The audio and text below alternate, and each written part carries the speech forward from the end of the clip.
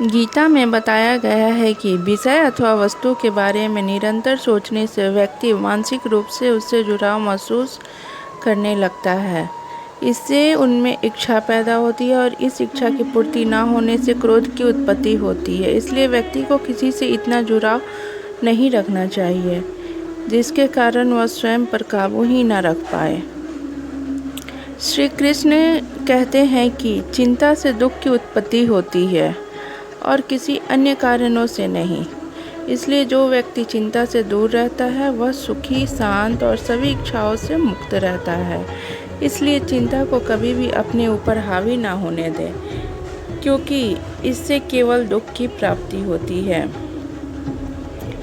श्री कृष्ण कहते हैं, केवल कर्म पर ही व्यक्ति का अधिकार है, लेकिन उसका फल कैसा होगा यह कोई नहीं जानता। इसलिए फल की चिंता किए बिना कर्म करते रहना ही समझदारी का काम है और इस बात का भी ध्यान रखना चाहिए कि उससे अधिक लगाव ना हो।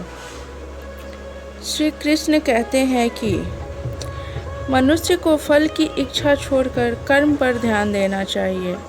मनुष्य जैसा कर्म करता है उसे फल भी उसी के अनुरूप मिलता है। इसलिए व्यक्ति को अच्छे कर्म करते रहना चाहिए। व्यक्ति को खुद से बेहतर कोई नहीं जान सकता, इसलिए स्वयं का आकलन करना बेहद ज़रूरी है। गीता में कहा गया है कि जो व्यक्ति अपने गुणों और कमियों को जान लेता है वह अपने व्यक्तित्व का निर्माण करके हर काम में सफलता प्राप्त कर सकता है।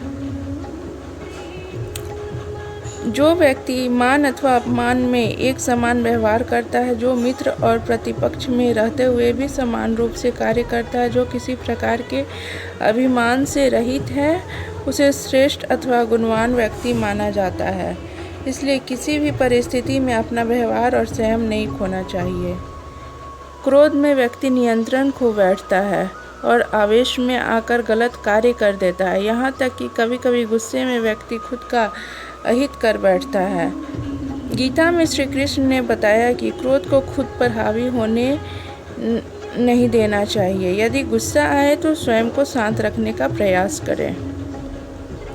गीता के अनुसार व्यक्ति को संदेह या संयम का स्थिति में नहीं रहना चाहिए। जो लोग संयम की स्थिति में रहते हैं उनका भला नहीं हो सकता है। जीवन में स्पष्ट नजरिया होना चाहिए। हमारा मन ही हमारे दुखों का कारण होता है। ऐसे में श्री कृष्ण ने गीता में कहा है कि जिस व्यक्ति ने अपने मन पर काबू पा लिया वह मन में पैदा होने वाली बेकार की चिंताओं और इच्छाओं से भी दूर रहता है। साथ ही व्यक्ति को अपने लक्ष्य की भी आसानी से प्राप्ति हो जाती है। कोई भी खास काम के सफल होने पर ज़्यादा उत्साहित नहीं होना चाहिए। ऐसा करने से गलती के होने की आशंका बढ़ जाती है। साथ ही हमें किसी दूसरे से जलन की भावना भी नहीं रहती है। श्री कृष्ण कहते हैं, हर इंसान के लिए कोई ना कोई काम जरूर है जो कि वह करने के लिए बाध्य है। हर इंसान में कोई ना कोई खूबी जरूर होती है, बस ज़रूरत होती है अपने अंदर छिपे हुए हुनर को पहचानने की, जिसके हिसाब से वह व्यक्ति काम कर सके।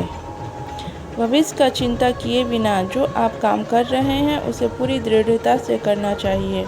अगर हम मौजूदा वक्त पूरी मेहनत और लगन के साथ काम करेंगे तो आपका भविष्य जरूर बेहतर होगा।